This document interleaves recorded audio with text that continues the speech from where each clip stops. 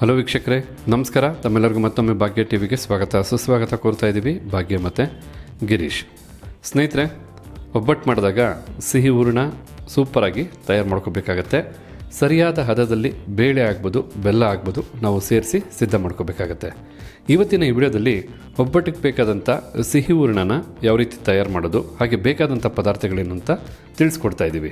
ಒಬ್ಬಟ್ಟಿನ ಸಿಹಿ ಹೂರಣನ ತಯಾರು ಮಾಡೋದಕ್ಕೋಸ್ಕರ ಕಡಲೆಬೇಳೆ 2 ಕಪ್ಪಷ್ಟು, ಬೆಲ್ಲ 2 ಕಪ್ಪಷ್ಟು, ತೆಂಗಿನಕಾಯಿ ತುರಿ 2 ಕಪ್ಪಷ್ಟು, ಏಲಕ್ಕಿಕಾಯಿ 4ರಿಂದ 5. ಒಬ್ಬಟ್ಟಿಗೆ ಬೇಕಾದಂಥ ಸಿಹಿ ಹೂರಣ ತಯಾರು ಮಾಡೋದಕ್ಕೋಸ್ಕರ ಈಗಲೊಂದು ಕುಕ್ಕರ್ನ ಬಿಸಿ ಮಾಡ್ಕೊಳ್ತಾ ಇದ್ದೀವಿ. ಈಗ ಕುಕ್ಕರ್ಗೆ ಸರಿಸುಮಾರು 1 ಲೀಟ್ರಷ್ಟು ನೀರನ್ನು ಹಾಕ್ಕೊಳ್ತಾ ಇದ್ದೀವಿ. ನೀರು ಸ್ವಲ್ಪ ಚೆನ್ನಾಗಿ ಬಿಸಿ ಆಗಬೇಕು.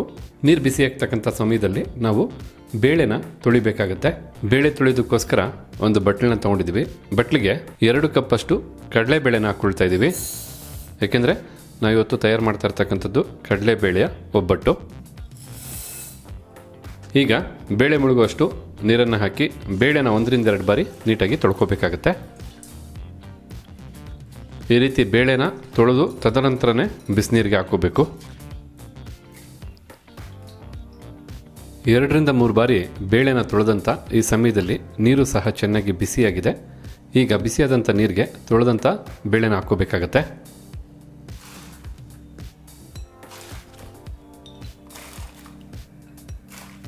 ಈ ರೀತಿ ಕುಕ್ಕರ್ಗೆ ಕಂಪ್ಲೀಟಾಗಿ ಬೇಳೆನ ಹಾಕಿದ ನಂತರ ಒಮ್ಮೆ ಮಿಕ್ಸ್ ಮಾಡ್ಕೋಬೇಕು. ಚೆನ್ನಾಗೊಮ್ಮೆ ಬೆರೆಸಿ ಈಗ ಕುಕ್ಕರ್ ಲಿಡ್ಡನ್ನು ಮುಚ್ಚಿ 3ರಿಂದ 4 ವಿಸಲ್ ಕೂಗಿಸ್ಕೋಬೇಕಾಗತ್ತೆ.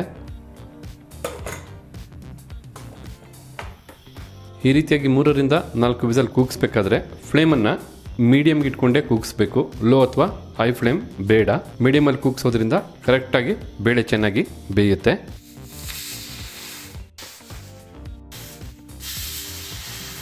ಈಗಿಲ್ಲಿ cooker 4 whistle ಬಂದಾಯಿತು. ಫ್ಲೇಮನ್ನು ಆಫ್ ಮಾಡ್ಕೊಳ್ಳೋಣ. ಕುಕ್ಕರು ಕಂಪ್ಲೀಟಾಗಿ ತಣ್ಣಗಾದ ನಂತರ ನೋಡೋಣಂತೆ ಯಾವ ರೀತಿಯಾಗಿ ಬೇಳೆ ಬೆಂದಿರುತ್ತೆ ಅಂತ. ಈಗಿಲ್ಲಿ ಕುಕ್ಕರು 4 ವಿಸಲ್ ಬಂದಾದ ನಂತರ ಕಂಪ್ಲೀಟಾಗಿ ತಣ್ಣಗಾಗಿದೆ.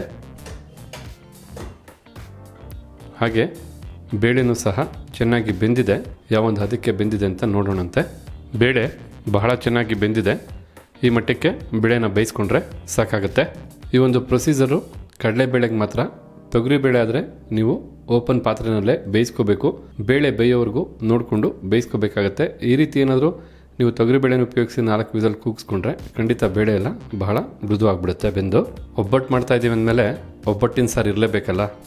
ಅದರಲ್ಲೂ ಬೇಳೆಲಿ ಬೆಂದಂಥ ಒಬ್ಬಟ್ಟಿನ ಸಾರಿನ ರುಚಿನೇ ಬೇರೆ. ಈ ಒಂದು ಕುಕ್ಕರ್ಗೆ ಮತ್ತೆ 1 ಲೀಟ್ರಷ್ಟು ನೀರನ್ನು ಹಾಕ್ಕೊಳ್ತಾ ಇದ್ದೀವಿ. ಮೊದಲೇ ಇಷ್ಟು ನೀರನ್ನು ಸೇರಿಸಿ ಬೇಳೆನ ಬೇಯಿಸೋದಕ್ಕಾಗಲ್ಲ, ಯಾಕೆಂದರೆ ಕುಕ್ಕರಿಂದ ನೀರೆಲ್ಲ ಹೊರ ಬಂದುಬಿಡುತ್ತೆ. ಆದ ಕಾರಣ ಮತ್ತೆ 1 ಲೀಟ್ರ್ ನೀರು ಹಾಕಿ ಒಮ್ಮೆ ಮಿಕ್ಸ್ ಮಾಡಿಕೊಂಡು ಒಂದು ಕುದಿ ಬರೋವರೆಗೂ ಇದನ್ನು ಕುದಿಸ್ಕೋಬೇಕು. ತದನಂತರ ಬೇಳೆಯಿಂದ ನೀರನ್ನು ಬೇರ್ಪಡಿಸ್ಕೋಬೇಕು. ಈ ರೀತಿ ನೀವು ಮತ್ತೆ ನೀರನ್ನು ಸೇರಿಸಿ ಬೇಳೆನ ಬೇಯಿಸಬೇಕಾದ್ರೆ ಮೀಡಿಯಂ ಫ್ಲೇಮ್ ಅಥವಾ ಹೈ ಫ್ಲೇಮಲ್ಲೇ ನೀರನ್ನು ಕುದಿಸ್ಕೋಬೋದು. ಈಗ ಇಲ್ಲಿ ತಾವು ನೋಡ್ತಾ ಇರ್ಬೋದು, ಒಂದು 5 ನಿಮಿಷ ಚೆನ್ನಾಗಿ ಬಿಸಿ ಮಾಡಿದ ನಂತರ ಈ ರೀತಿಯಾಗಿ ಕುದೀತಾ ಇದೆ. ಈ ಸಮಯದಲ್ಲಿ ಫ್ಲೇಮನ್ನು ಆಫ್ ಮಾಡ್ಕೋಬೇಕು. ಈಗ ಬೆಂದಂಥ ಬೇಳೆ ಮತ್ತು ನೀರನ್ನು ಬೇರ್ಪಡಿಸ್ಕೋಬೇಕಾಗತ್ತೆ.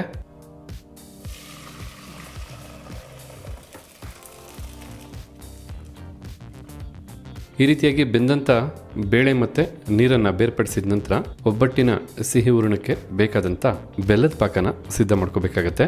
ಹಾಗೆ ತಾವಿಲ್ಲಿ ನೋಡ್ತಾ ಇರ್ಬೋದು, ಈ ಒಂದು ಬೇಳೆ ಬಸ್ದಂಥ ನೀರಿದೆಯಲ್ಲ, ಈ ನೀರಿಂದನೇ ಒಬ್ಬಟ್ಟಿನ ಸಾರನ್ನು ಮಾಡಬೇಕಾಗತ್ತೆ. ಈ ನೀರಲ್ಲಿ ಒಬ್ಬಟ್ಟಿನ ಸಾರು ಮಾಡಿದ್ರೆ ಎಷ್ಟು ರುಚಿಯಾಗಿರುತ್ತೆ ಅಂದರೆ ಯಾವ ಒಂದು ಸಾರು ಆ ಒಂದು ಸಾರಿಗೆ ಸಮ ಇರಲ್ಲ, ಅಷ್ಟು ರುಚಿಯಾಗಿರುತ್ತೆ. ಖಂಡಿತ ಮುಂದಿನ ವಿಡಿಯೋದಲ್ಲಿ ಯಾವ ರೀತಿಯಾಗಿ ಒಬ್ಬಟ್ಟಿನ ಸಾರನ್ನ ಮಾಡೋದು ಅಂತ ನೀವು ನೋಡೋರಂತೆ. ಒಂದು 5 ನಿಮಿಷ ಬೇಳೆಯಿಂದ ನೀರನ್ನು ಸೋರಿಸ್ಕೊಂಡ್ರೆ ಸಾಕಾಗುತ್ತೆ.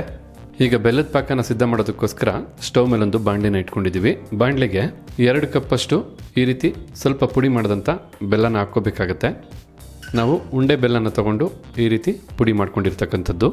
ನೀವು ಬೇಕಿದ್ರೆ ಅಚ್ಚು ಬೆಲ್ಲನೂ ಸಹ ಯೂಸ್ ಮಾಡ್ಬೋದು. ಈ ರೀತಿ ಬೆಲ್ಲನ ಪುಡಿ ಮಾಡಿ ನಂತರ ಪಾಕ ಮಾಡ್ಕೊಳ್ಳೋದ್ರಿಂದ ಬೆಲ್ಲ ಬಹಳ ಬೇಗ ಕರಗೋದಕ್ಕೆ ಹೆಲ್ಪ್ ಆಗುತ್ತೆ ಅಂತ ಅಷ್ಟೇ. ಈಗ ಬೆಲ್ಲನ ಕರಗಿಸಿ ಪಾಕ ಮಾಡೋದಕ್ಕೋಸ್ಕರ 100 ml ನೀರನ್ನು ಬಾಣಲೆಗೆ ಹಾಕ್ಕೊಳ್ತಾ ಇದ್ದೀವಿ. ಈಗ ಸ್ಟವನ್ನು ಹಚ್ಚಿ ಮೀಡಿಯಮ್ ಅಥವಾ ಹೈ ಫ್ಲೇಮಲ್ಲಿ ನೀವು ಪಾಕನ ಸಿದ್ಧ ಮಾಡ್ಕೋಬೋದು ಅಥವಾ ಬೆಲ್ಲನ ಕರಗಿಸ್ಕೋಬೋದು. ನೀರನ್ನು ಹಾಕಿರೋದ್ರಿಂದ ಒಮ್ಮೆ ಮಿಕ್ಸ್ ಮಾಡಿಕೊಂಡ್ರೆ ಸಾಕಾಗುತ್ತೆ. 5 ನಿಮಿಷಕ್ಕೂ ಹೆಚ್ಚು ಕಾಲ ಬೇಕಾಗ್ಬೋದು ಬೆಲ್ಲ ಕರಗೋದಕ್ಕೆ. ಬೆಲ್ಲ ಕರಗಲಿ, ಪಾಕ ಸಿದ್ಧವಾಗಲಿ, ತದನಂತರ ಏನು ಮಾಡಬೇಕು ಅಂತ ನೋಡೋರಂತೆ.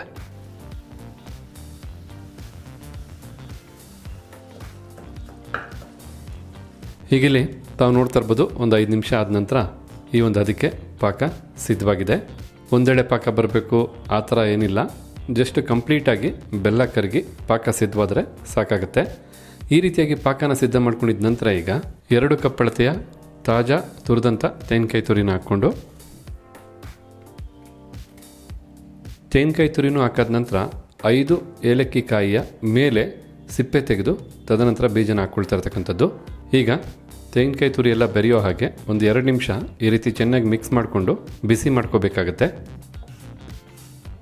ಈ ರೀತಿಯಾಗಿ ಪಾಕನ ಚೆನ್ನಾಗಿ ಸಿದ್ಧ ಮಾಡ್ಕೊಂಡ್ರೆ ನೀವು ತಯಾರು ಮಾಡ್ತಕ್ಕಂಥ ಸಿಹಿ ಹೂರಣನ ಹೊರಗಡೆ 1 ದಿನ ಬೇಕಾದ್ರೂ ಇಡ್ಬೋದು. ಅದೇ ಫ್ರಿಜ್ಜಲ್ಲಿ ಇಡ್ತೀನಿ ಅಂದರೆ 1 ವಾರಗಳ ಕಾಲ ಬೇಕಾದರೂ ತಾಜಾತನದಲ್ಲೇ ಇಡೋದಕ್ಕೆ ಸಾಧ್ಯವಾಗ್ತಕ್ಕಂಥದ್ದು.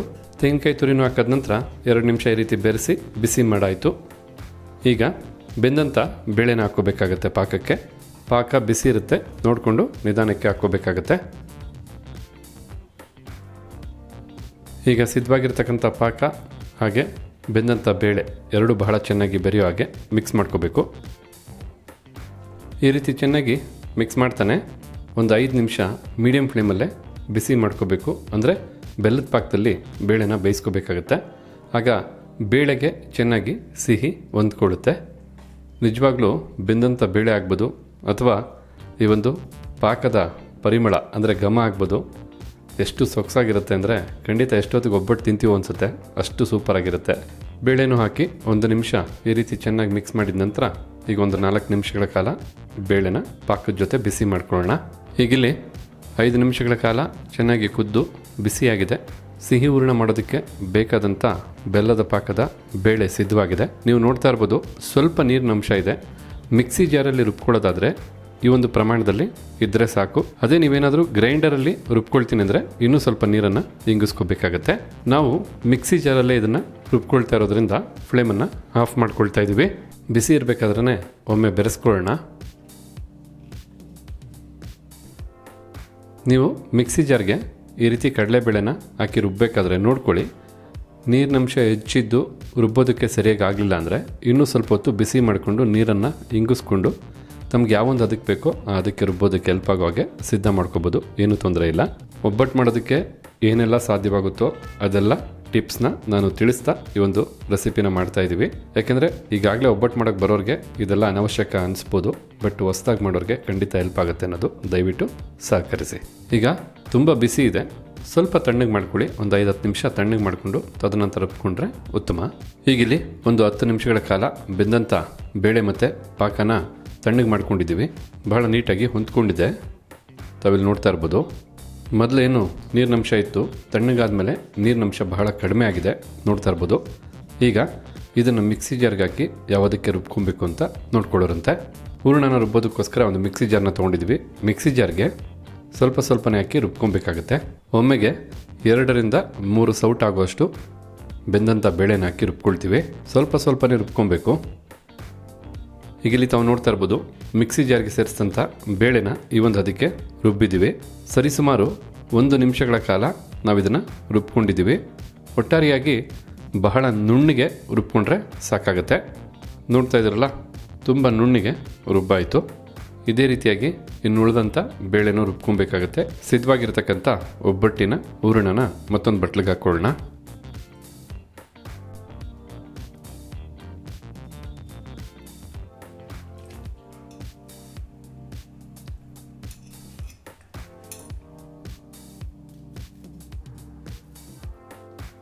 ಈಗಿಲ್ಲಿ ಪಾಕದಲ್ಲಿ ಬೇಯಿಸಿದಂಥ ಬೇಳೆನೆಲ್ಲ ಕಂಪ್ಲೀಟಾಗಿ ರುಬ್ಬಾಯಿತು. ಹಾಗೆ ಒಬ್ಬಟ್ಟು ಮಾಡೋದಕ್ಕೆ ಬೇಕಾದಂಥ ಹೂರಣನೂ ಸಹ ಸಿದ್ಧವಾಯಿತು. ಈಗಿಲ್ಲಿ ಒಬ್ಬಟ್ಟನ್ನ ತಟ್ಟೋದಕ್ಕೋಸ್ಕರ ಒಬ್ಬಟ್ಟು ತಟ್ಟತಕ್ಕಂಥ ಶೀಟನ್ನು ತೊಗೊಂಡಿದ್ದೀವಿ. ಶೀಟ್ ಮೇಲೆ ಮೊದಲಿಗೆ ಎಣ್ಣೆನ ಹಾಕ್ಕೋಬೇಕಾಗತ್ತೆ. ನೀವು ಬೇಕಿದ್ರೆ ಬಾಳೆ ಎಲೆನೂ ಸಹ ಉಪಯೋಗಿಸ್ಬೋದು. ಎಣ್ಣೆನೂ ಹಾಕಾದ ನಂತರ ಒಂದು ಒಬ್ಬಟ್ಟು ತಟ್ಟೋದಕ್ಕೆ ಎಷ್ಟು ಬೇಕೋ ಅಷ್ಟು ಕಣಕನ ತೊಗೋಬೇಕಾಗತ್ತೆ. ಉಂಡೆ ಮಾಡಿಕೊಂಡು ನೀಟಾಗಿ ಮೇಲೆ ಎಣ್ಣೆ ಸೋರ್ಕೋಬೇಕಾಗತ್ತೆ. ಮೊದಲಿಗೆ ಈ ರೀತಿಯಾಗಿ ಕಣಕನ ತಟ್ಕೋಬೇಕು. ಹಾಗೆ ಸಿಹಿ ಹೂರಣನೂ ಸ್ವಲ್ಪ ತಗೊಂಡು ಉಂಡೆ ಮಾಡ್ಕೋಬೇಕಾಗತ್ತೆ. ಈಗ ಕಣಕದಿಂದ ಕಂಪ್ಲೀಟಾಗಿ ಸಿಹಿ ಹೂರಣನ ಕವರ್ ಮಾಡಬೇಕು. ಸಿಹಿ ಹೂರಣನ ಮೊದಲಿಗೆ ಸ್ವಲ್ಪ ಫ್ಲಾಟ್ ಮಾಡ್ಕೋಬೇಕು ಈ ರೀತಿ. ನಂತರ ಕೈಗೆ ಸ್ವಲ್ಪ ಎಣ್ಣೆನ ಮಾಡಿಕೊಂಡು ಕಂಪ್ಲೀಟಾಗಿ ಸಿಹಿ ಹೂರಣನ ಕವರ್ ಮಾಡ್ಕೋಬೇಕಾಗತ್ತೆ.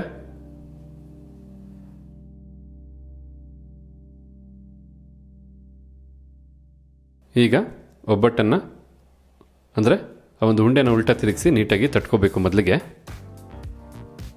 ಒಬ್ಬಟ್ಟು ತಮ್ಮಿಚ್ಚೆ, ಮಂದಕ್ಕೆ ಬೇಕಾದ್ರೂ ಮಾಡ್ಕೋಬೋದು, ತೆಳ್ಳಗೆ ಬೇಕಾದ್ರೂ ಮಾಡ್ಕೋಬೋದು, ನೋಡಿಕೊಂಡು ಒಂದು ಹದಕ್ಕೆ ಮಾಡ್ಕೊಳ್ಳಿ. ಒಬ್ಬಟ್ಟು ಮಾಡ್ಬೇಕಾದ್ರೆ ಮುಖ್ಯವಾಗಿ ಗಮನಿಸಬೇಕಾದಂಥ ಅಂಶ ಏನಂದರೆ ಕಾರ್ನರಲ್ಲಿ ಸುತ್ತ ಯಾವುದೇ ಕಾರಣಕ್ಕೂ ಹೆಚ್ಚು ಹಿಟ್ಟು ಇರಬಾರ್ದು, ಆಗ ರುಚಿ ಹಾಳಾಗುತ್ತೆ. ಸಾಧ್ಯವಾದಷ್ಟು ಹೂರಣ ಎಲ್ಲ ಎಡ್ಜ್ವರೆಗೂ ಹೋಗೋವರೆಗೂ ನೋಡಿಕೊಂಡು ತಟ್ಕೋಬೇಕು. ನಾವಿಲ್ಲಿ ಒಂದು ಒಬ್ಬಟ್ಟನ್ನು ತಟ್ಟಿದ್ದೀವಿ, ನೀವು ಸಹ ನೋಡ್ತಾ ಇದ್ದೀರಾ. ತುಂಬ ಚೆನ್ನಾಗಿ ಹೊಂದ್ಕೊಂಡಿದೆ ಕಣಕ ಮತ್ತು ಹೂರಣ ಎಲ್ಲ. ನಾವಿಲ್ಲಿ ಒಂದು ಕಬ್ಬಿಣದ ಕಾವಲಿ ಮೇಲೆ ಒಬ್ಬಟ್ಟನ್ನು ಸಿದ್ಧ ಮಾಡ್ಕೊಳ್ತಾ ಇದ್ದೀವಿ. ನೀವು ಬೇಕಿದ್ರೆ ನಾನ್ ಸ್ಟಿಕ್ ತವಾದಲ್ಲೂ ಸಹ ಈ ರೀತಿಯಾಗಿ ಒಬ್ಬಟ್ಟನ್ನು ರೆಡಿ ಮಾಡ್ಕೋಬೋದು.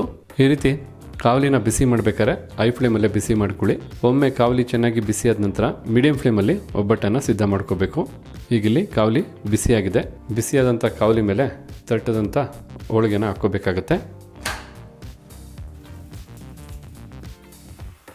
ಈ ರೀತಿ ನಿಧಾನಕ್ಕೆ ಪೇಪರ್ನ ಬಿಡಿಸ್ಕೋಬೇಕು. ಈ ರೀತಿ ಬಿಸಿಯಾದಂಥ ಕಾವಲಿ ಮೇಲೆ ತಟ್ಟದಂಥ ಒಬ್ಬಟ್ಟನ್ನು ಹಾಕಿದ ನಂತರನೇ ನೀವು ಎಣ್ಣೆನ ಹಾಕ್ಕೋಬೋದು, ಏನೂ ತೊಂದರೆ ಇಲ್ಲ. ಈ ರೀತಿ ಸುತ್ತ ಮತ್ತು ಮೇಲೆ ಸ್ವಲ್ಪ ಎಣ್ಣೆನ ಹಾಕಬೇಕಾಗತ್ತೆ. ಒಬ್ಬಟ್ಟನ್ನು ಯಾವೊಂದು ಹದಕ್ಕೆ ಬೇಯಿಸ್ಕೋಬೇಕು ಅಂದರೆ ಮೇಲೆ ನೋಡ್ತಾ ಇದ್ರಲ್ಲ, ಹಸಿ ಹಸಿಯಾಗಿ ಕಾಣ್ತಾ ಇದೆ, ಕೆಲವು ಕಡೆ ಚೆನ್ನಾಗಿ ಬೆಂದಿದೆ. ಆ ಹಸಿ ಎಲ್ಲ ಕ್ಲೀನಾಗಿ ಬೇಯಬೇಕು, ಒಂದೇ ಬಣ್ಣ ಬರಬೇಕು. ಆ ರೀತಿ ಒಂದೇ ಬಣ್ಣ ಬಂದಾದ ನಂತರನೇ ಮತ್ತೊಂದು ಕಡೆ ತಿರುಗಿಸಿ ಬೇಯಿಸ್ಕೋಬೇಕಾಗತ್ತೆ. ಈಗ ಇಲ್ಲಿ ನೋಡ್ತಾ ಇದ್ರಲ್ಲ, ಒಂದು ಕಡೆ ಬಹಳ ಚೆನ್ನಾಗಿ ಬೆಂದಿದೆ, ಎಲ್ಲನೂ ಸಹ ಒಂದೇ ಬಣ್ಣಕ್ಕೆ ಸಿದ್ಧವಾಗಿದೆ. ಈಗ ಮತ್ತೊಂದು ಕಡೆ ತಿರುಗಿಸಿ ಬೇಯಿಸ್ಕೊಳ್ಳೋಣ. ತಾವು ನೋಡ್ತಾ ಇರ್ಬೋದು ಎಷ್ಟು ಸೊಗಸಾಗಿ ಒಂದು ಕಡೆ ಒಬ್ಬಟ್ಟು ಬೆಂದಿದೆ ಅಂಥೇಳಿ. ಇನ್ನೊಂದು ಕಡೆನೂ ನೀಟಾಗಿ ಸ್ವಲ್ಪ ಹೊತ್ತು ಬೇಯಿಸ್ಕೊಂಡ್ರೆ ಒಬ್ಬಟ್ಟು ಬಹಳ ಚೆನ್ನಾಗಿ ಸಿದ್ಧವಾಗುತ್ತೆ.